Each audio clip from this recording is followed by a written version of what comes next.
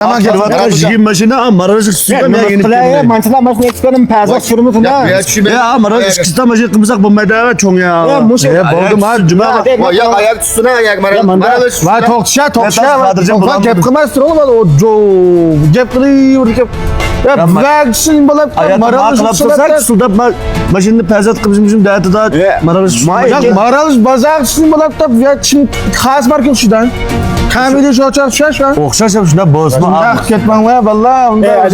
O işkinin xallan dağıtı kalan 7 kişilik. Bir azdan gelmiş balık bir pazak balık. Mava pakiz gel kim mava. 40 bin etrafı kırdan kuluk tigiden var. O işkinin xallan dağıtı. Muhsim ele valdı. Aşağı apırımızda hemen ektim düğüge.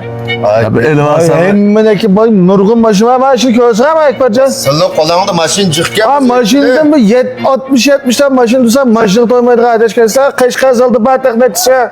Ya şoförü kalbimiz. Şoförü kalap kaldı bu.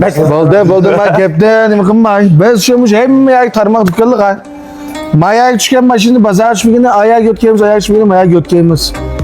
Bu bir bazar çıkan maşina bir bazar çıkmaz değil mi yakma? Bu da keyin işkimse. Ya bu onu koyup durup şey hemimiz işkimiz aşağı maral uçurmaz. Maral uçurda aşağı setilme kapkası ilgili fazla sasama falan. Maya setilme kadar ayak kapırmaz. Ma yani bir ab bizden aldık kıtı bek buz getken ma hazır bu 6 milyon kız agem kanakımız atayımız mı mağını ektimizde kilip hazır bu. Mağının be yolda tutanlar.